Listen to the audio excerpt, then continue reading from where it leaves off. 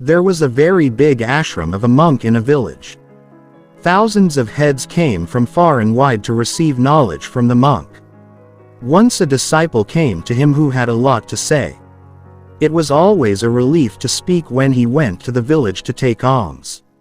When he goes to the ashram, he brings a new story from every house, and after reaching the ashram, he starts listening to the story to other disciples. As soon as he gets the chance, he speaks ill of one disciple to another, gossips and tries to be good in front of others. He started praising himself and always tried to prove himself as the most intelligent and best in front of the guru. He considered himself different and superior from other disciples. He used to say that I am a child of a rich family. If I wanted, I could have a comfortable life. India could have lived a life with more facilities, but I left all that and came here because I had to search for the truth, know myself, accept life. That is why my sacrifice for you is the greatest. One day, the guru called all the disciples of the ashram and said, all of you have to take some resolution for the next 1 month. This will strengthen your resolution power and you will have a world of confidence. You all can take any resolution as per your capacity and your courage, and if before 1 month you have, whoever's resolution is broken will return to his old routine. All the disciples took small and big resolutions according to their strength and courage and went away after telling the guru about the big resolution of theirs. But that disciple who thought of himself as the most wanted to show myself different and the biggest. On this day I reached Guru's hut and said that I do not want to take any small resolution for Guruji. Rather I want to take a great and big resolution like myself. Please tell me what bulb. Hearing this from him, the Guru smiled and said, will you be able to fulfill the resolution given by me? Will it be possible for you to fulfill it? The disciple said, whatever resolution the new Gurudev will give me now, I will definitely fulfill it. Thought for a few moments and then said that for the next 1 month you have to remain silent. Not a single word will come out of your mouth. This is your resolution. Speak. You will be able to fulfill it. The disciple laughingly said, Gurudev, is this also a resolution? It is very easy. I have to remain silent for 1 month. Give me some big resolution which is worthy of my ability and which I have problem in fulfilling. The Guru said that first you fulfill this resolution and show it. The disciple accepted the Guru's words and he remained silent at this time. He turned and went out of the hut. He found it very easy to remain silent, so he somehow managed to keep quiet for 1 day, but from the second day, the burden of not speaking started increasing on his mother.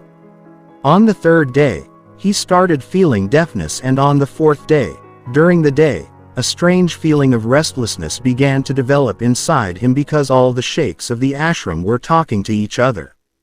He also wanted to put forward his point of view before them and wanted to silence them, but his determination was coming in his way. That is why he spent the whole day just talking to them. Rahat making mouth and eyes. A few more days passed in this manner and the disciple went to the Bhima post. His head was splitting. His mother was not even allowing him to eat and drink. He only wanted to speak. He went to the Guru and sat in front of him and wrote to him. Told Gurudev, I want to speak. I can't breathe without speaking. I am losing my breath. I am going crazy inside. What should I do to break my resolve? Guru smiled after reading this and said that resolutions are meant to be broken only. But the one who is late in fulfilling his resolution increases his inner strength, and the one who is very late in his inner strength moves forward on the basis of understanding and awakening. Taking the resolution was in your hands and breaking it was also in your hands. Many of your brothers have already broken their resolve and returned to their old routine. If you can't bear it, then you can also break your resolution and return to your old routine. But remember that today if you take this small resolution, if you are not being careful, then how will you be able to handle the rest of your life? The rest of the decisions are completely in your hands. These words of the Guru hurt him to the heart of the mirror. He went back from there without saying anything and considered himself as his father. He confined himself to the hut and came out of the hut only for his important work. Rest of the time, Rahat sat inside the hut. 15 days had passed and the resolve of almost all the disciples of the ashram had now broken, but his resolve was still going on.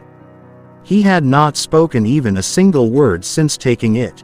Sir Ashram was surprised that a person who could talk so much had become so secretive. After being beaten for 15 days, he again went to his guru and wrote and told that Gurudev, I am silent to you from outside, but there are many voices inside, many lessons, fever and complaints. I talk inside. I am relieved. My mother asks all kinds of questions. I am relieved, and as silent as I am from outside, I am equally noisy from within. Is this how I became India? My resolution is still continuing. The Guru said, yes, your resolution is still continuing, but as long as people's voices keep reaching your ears, your mother will continue to speak because she has a habit of speaking, even if you remain silent from outside, but you remain silent inside. You will keep speaking inside. You will have to go away from these voices with these buttons. The disciple bows to the Guru and goes away from there, and in the morning he leaves his hut and goes towards the forest. Many days pass, the time for resolution also ends, but the disciple never comes back. Everyone in the ashram was afraid that the wild animals had taken him as their prey. Meanwhile, many efforts were made to find him, but the story was not found. All the Guru brothers took him as their prey. The wild animals made him their prey. But the Guru did not think so. One day another disciple of the ashram came to the Guru and said, Gurudev, what would have happened to our brother who spoke too much? Would the animals have killed him? The Guru said that it could be that the animals may have made him their prey, but there may be another reason for his rise of anger, power. Perhaps he has got what he had gone for. Then the disciple asked, Gurudev, can speaking too much be so harmful? The Guru said, one of the many sorrows of a human being's life is that he can never remain silent. The only relief is to always say something. More than half of our sorrows arise due to our speaking. Most of the fights in the family are caused by us. We have to speak meaninglessly. None of us want to remain silent. We just want to tell the other person all the things our mother said, even if the other person doesn't want to hear it, and in this way we keep saying meaningless things. And we keep internalizing the meaningless things of others inside ourselves, and this continues throughout our life. It is a relief, but in this lack of understanding, we waste our time, our life, our understanding, and most importantly, those precious moments which can be given, which can be experienced as joy. May there be glory, power, all this is given to us, but what do we get in return? It is nothing. Everything is wasted and wasted. How many precious moments we have given in this madness. Only a few people realize it. The rest are like they don't even know about their own coming. They don't even know about themselves, thus they never know about their life. They are never able to search for themselves. When the disciple asked, Gurudev, then what is the solution to this? Guru said, Puri, seeing your thoughts with awareness is the only way to think about all mental problems by staying in the present. Reducing your thoughts with full awareness brings miraculous changes in life. Some people always keep worrying, but instead of worrying, they should think and think. It is only by doing this that a man comes to know his inner nature. After that, the disciple answers his questions and goes away from the Guru after paying respects to him. 3 months had passed since the talkative disciple had left the ashram, but there was no news of him. Till now all the Guru brothers had given up hope of his return, but one day he returns back to the ashram, and seeing him there was no limit to everyone's surprise and happiness, but now he who had gone from here was no longer there. And he had come back after being dressed. A wonderful change could be felt in him. There was a strange pause on his face and great peace in his eyes. As soon as he reached the ashram, all the Guru brothers welcomed him from all sides and started talking to him. They too he started talking to the Guru brothers. The disciples who talked to him realized that he was no longer as impatient and talkative as before. He was uttering each and every word from his mouth in a very complex and sweet manner. they were a little afraid of the Guru brothers. After talking, he went straight towards the Guru. He touched the Guru's feet and said, "Gurudev, am I still silent? Is my resolution still continuing?"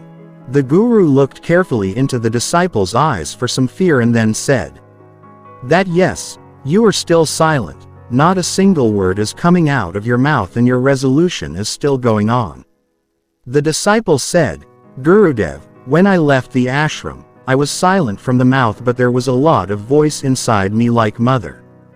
There were many questions which were not being answered, so I went to the forest with the hope that I would find peace there and my mother's chatter would subside, but the more I went into solitude, the louder the voice inside me became. When I started hearing the old voice, then after reading the story, I realized how much wrong I was doing. When I used to say very good things to my family, friends or Guru brothers, at that time I used to think that I was doing right. I used to gossip about the Guru brothers and make fun of them. Then I used to think that I am better than them and I am doing the right thing. For the first time, I realized how wrong I was to speak. These voices and complaints were heard inside me for a long time. It continued but slowly and gradually. One day all this voice vanished from within me. Now I became silent from within too, singing to her. There was no one to speak from outside in the forest and there was no voice within. The child was the same and I heard her the day before. Once I understood the true meaning of silence, there was a lot of peace all around me, although I was still hearing the sounds which had come earlier also but I was not able to hear them, but now all those sounds were clearly allowing me to hear the blowing of the wind. I heard all these sounds for the first time with full consciousness, the sound of birds chirping and the sound of water flowing. I had never felt such peace all around me before, and at last when I felt this peace, I screamed from within. I woke up and said, "God, what kind of peace is this? Why is everything so quiet?" But even after my shouting, that peace did not go away. Everything was as quiet as before, outside as well as inside. Gurudev, streams of demons were flowing from my eyes. I talked to my Guru brothers. I talked to you. I am speaking. I am walking. I am seeing everything, but I am completely alone within myself. I am in silence. Even when I am in a crowd, I still feel alone and isolated from within. Even when I want to make noise with myself, I am still relieved from inside. Now everything has become visible and read. Everything has become heard. Everything has started to be read. The Guru, while giving his last sermon, said that as long as we keep speaking outwards, there will be unrest within. It will remain the same, but one day we will turn inward, then no matter what comes out of our mouth, we will still remain silent. All the evils in the world mostly arise from our speaking because we never want to remain silent. There is also a conversation, but it is a conversation with our conscience. Our inner talk wins. We speak much more than is necessary. We do not want to hear the other person but want to stop his speech. We want to make him understand that who am I? What can I do? And this is the purpose of our life. All our energy keeps getting wasted in this useless talking. Similarly, the life of people in the society gets filled with sorrows. They always try to listen to each other. They are engaged in talking to each other, sometimes without even wanting to listen or understanding, and they have never learned to remain silent because remaining silent makes them feel small. The cause of all the wars in the world is our speaking too much. That is why we have to speak only that much. We should speak as much as is necessary because speaking in vain destroys energy, and speaking itself does not bring us back inwards because it pulls us outwards. And what is there outside but this world? But if we are aware of our inner, if we have to do anything else in the world, if we have to travel within ourselves, then we should keep a band around our mouth. That is why all the wise people who became enlightened, all of them were in solitude so that they do not have to speak much, nor have to listen much. They remained in solitude and remained silent. That is why one can easily travel within, but if anyone wants, one can live in solitude and remain calm even while living in the world. but for this they will have to save their energy, which they have been wasting till now in their useless words. Speaking only takes us within. It does not return further because it has to keep us out of the outside, and by saying this, both the guru and the disciple become silent and they enter the deep meditation while silence. Then friends, how did you feel this story in the comment field, and if you like it, then by subscribing to this channel, you will definitely get a notification bell, then practice silence in the next story.